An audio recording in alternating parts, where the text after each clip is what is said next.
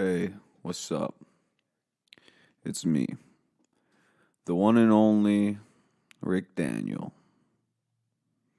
I know it's been a while. I know it's been a couple weeks since old good old Rick Boy sat behind this desk in 85631 offices. But so what? My lawyer's been hard at work, diving deep into this goddamn contract controversy. And they started getting a little bit antsy on their side, those motherfuckers at the 85631 Productions place. So my lawyer said maybe it's just a little bit better if you go do some episodes while we're trying to square things away. And I don't want to be doing this because, once again, the people that know me, and the people that don't know me, well, fucking A, you should know me, I guess. So today I'm going to talk about this TV project that we did that we thought was going to be one of the best TV shows ever. But it turned out to be one of the worst TV shows ever. The pilot didn't even air. That's how terrible it was. That's how terrible everything was. And I know what you're thinking. Hey, Rick, why are you talking a little bit different today? Well, I'm not feeling so on the weather right now. I wish I could have a nice glass of whiskey, but instead I'm stuck drinking this goddamn crystal alkaline water.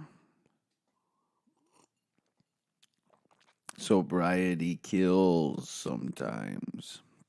And I don't know how I feel about it sometimes. So I'm feeling a little under the weather. So I figured, why not tell a story? A story of a time that really made me feel under the weather. I guess not so much under the weather as just total shit because of how much effort was put into this and how little came out of it.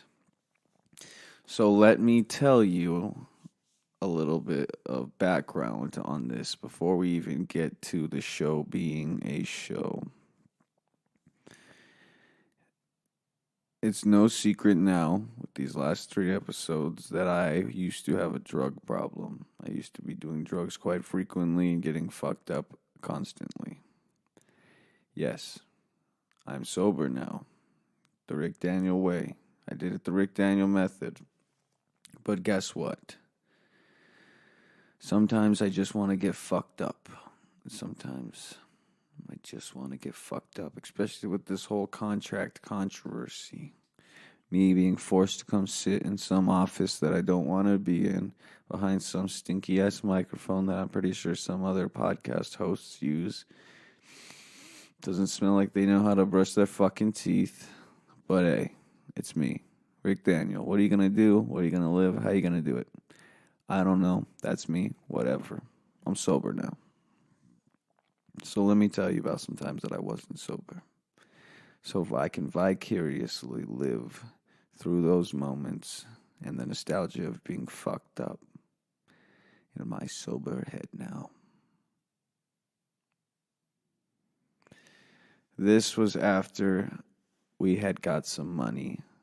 After, I think, Dr. Ganja 2 had already come out. And Rick and I were, not Rick, Ralphiano and I, we were fairly deep into our drug addiction by then, yes. Yeah, we were constantly using and constantly abusing, I guess most and some would say. But hey, I turned that around, didn't I? Now I'm drinking alkaline crystal water and stuff. And it feels good. Feels good. But anyway, after Dr. Ganja 2 had come out, we decided we wanted to find a more stable route. TV we had noticed shows were becoming more and more popular. Movies were becoming very saturated. People were saturating the movie industry. So we wanted to maybe hop into the TV business.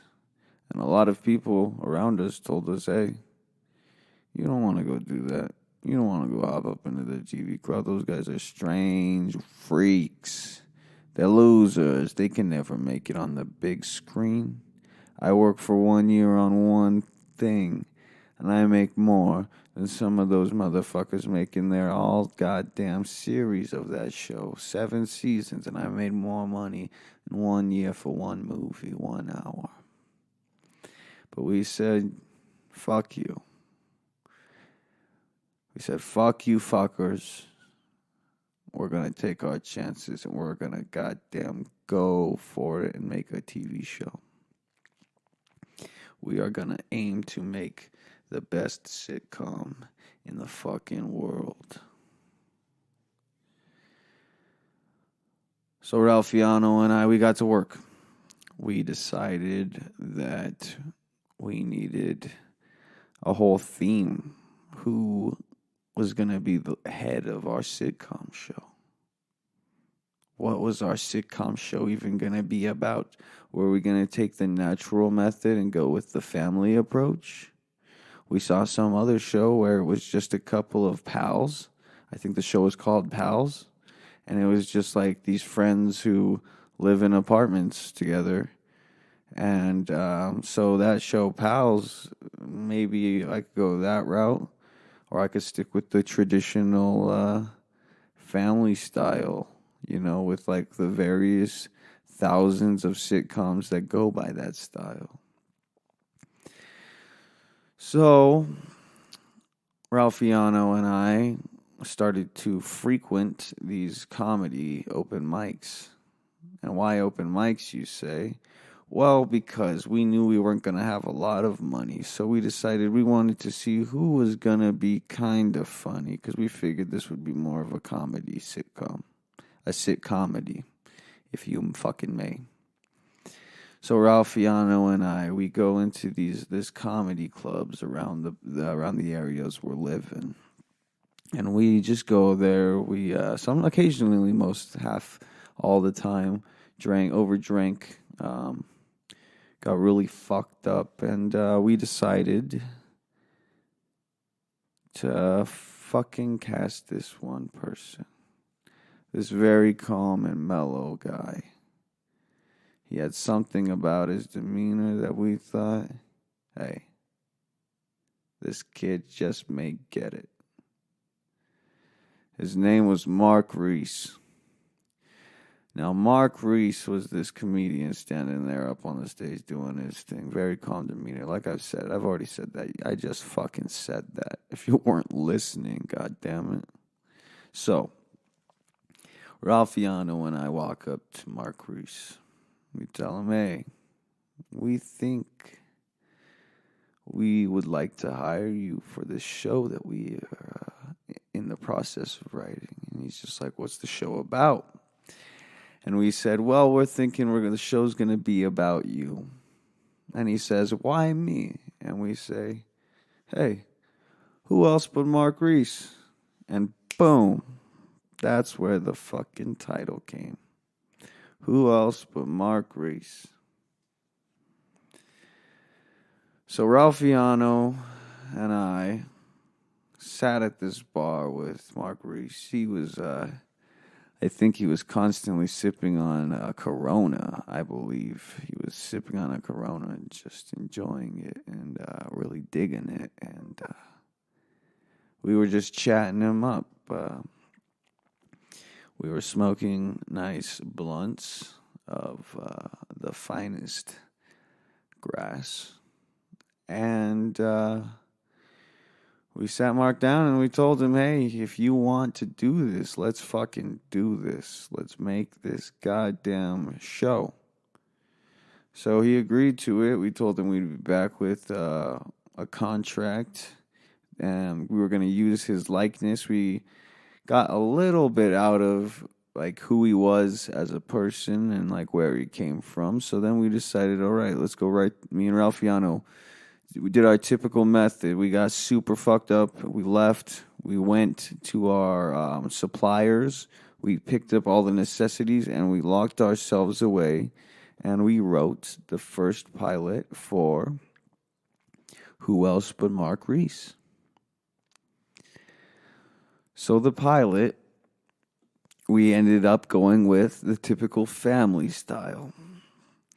So Marcc Ruiz was this guy. This is what the sitcom was. This is the pilot episode. Let me give you a rundown of what the pilot episode was going to be about. Marcc Ruiz is this family man. He's a typical dad. He's got a kid. He's got another kid. He's got a wife, and god damn it, he's got a dog. That dog, super old. He's had that dog since he was a kid.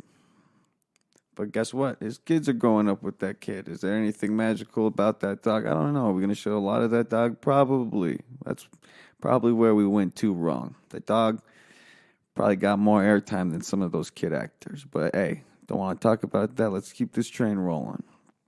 So, Marcc Ruiz is this regular guy. He's got a job. He's got a wife. He's got kids. He's got bills. He's got taxes. He's got a car. He does the family thing. He bees the family man. Everybody knows that. Everybody's seen that. Well, here's a little bit of where we flipped in the fucking crazy switches.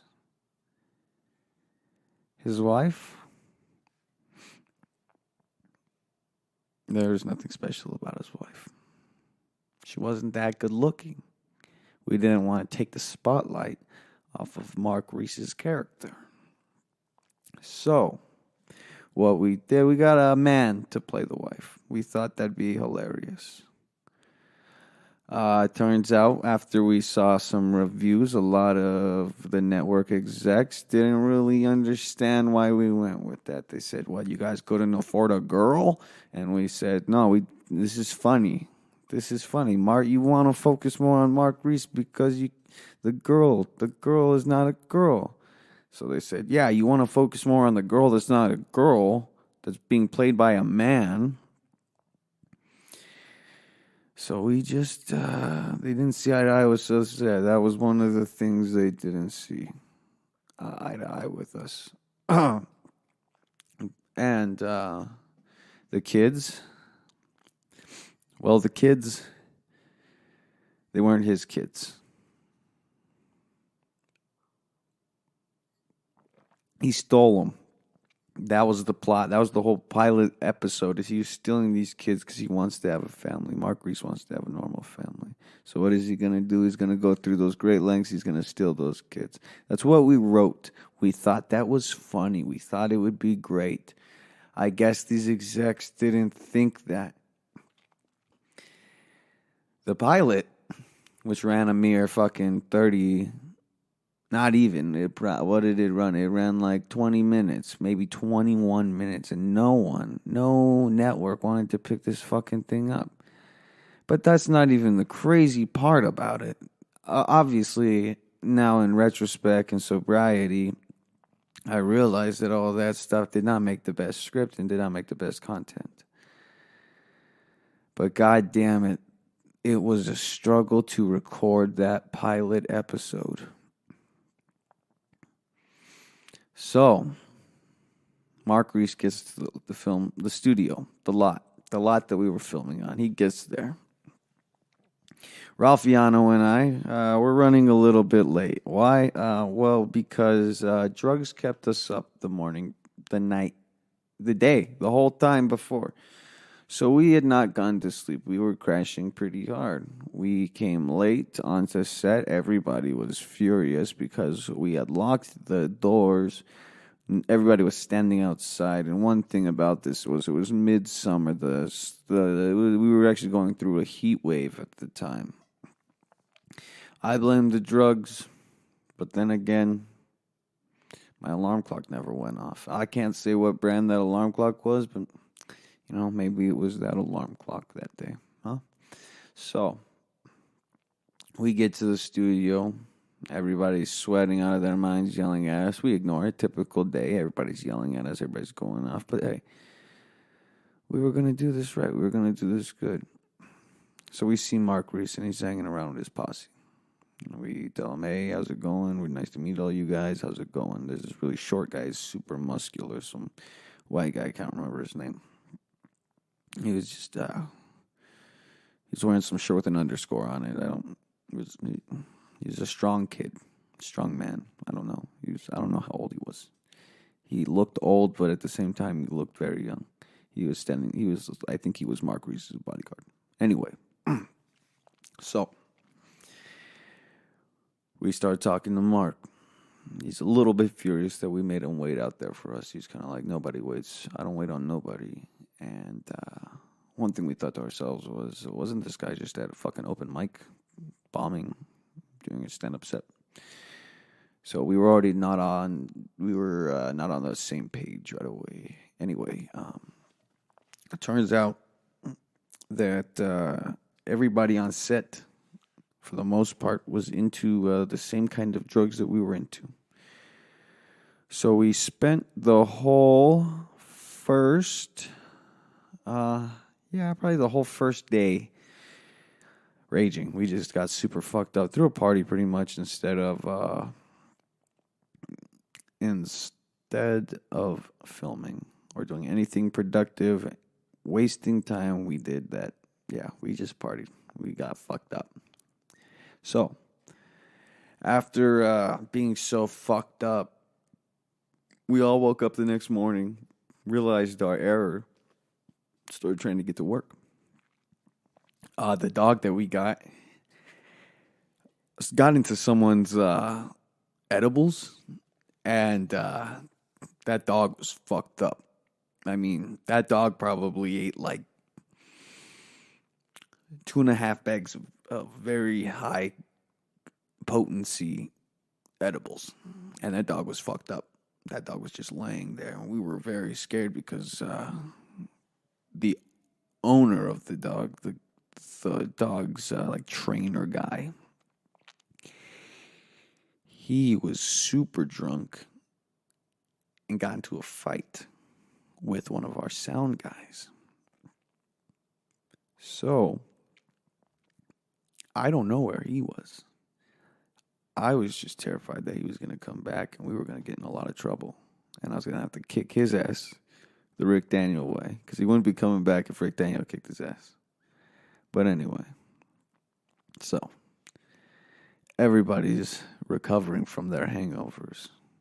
Had to spend the fuckload of money to get some caterers to come out and fucking feed all of us enough greasy ass food to fucking shake these hangovers from that crazy rager. As we begin filming, the guy we got to play the wife starts throwing up. He's very sick. He starts throwing up everywhere. All over the set. This is the only fucking set we have. It's like a living room. We were going to shoot the majority of it in a living room. We had another ulterior set on the opposite side, which was a bedroom. But those were the only two sets we had. And this guy started throwing up on the couch in the living room area. He's like, no, I'm going to make it. I'm good. He starts wandering to the bathroom, wanders into the fake bathroom that's on the fucking bedroom set. Throws up in there, throws up on that bed. It's a disaster. I fired him immediately. Ralphiano just beat the shit out of him. He could not take it. His hangover was probably one of the worst out of all of ours because Ralphiano was the champ of going the hardest. Everybody would challenge him, but he would stand to that challenge and win most of the time. So, Ralphiano decides to beat the shit out of the actor that was playing the wife. He got some good shots in on Ralphiano, that's for sure.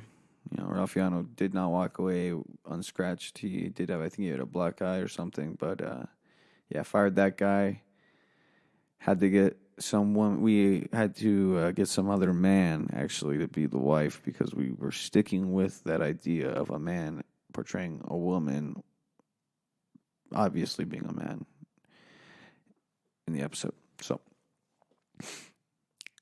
we beat the shit out of that guy, started trying to record it, half-assed it, I think, until like the end of the day, and then someone said, hey, you know what the best cure for a hangover is? Just to get more fucked up. So what did all of us do? We all got fucked up, and the thing we didn't understand at the time was if everybody was staying on set, technically we still had to pay them. We were paying these people to get fucked up, and we were not filming it, and we should have been filming it to just make that something, party years or some kind of shit show like that. Anyway, we half-assed that episode of Who Else But Marcc Ruiz. Shopped it around, and no one got to us. Told Marcc Ruiz that, hey, you know, no one wants to take this.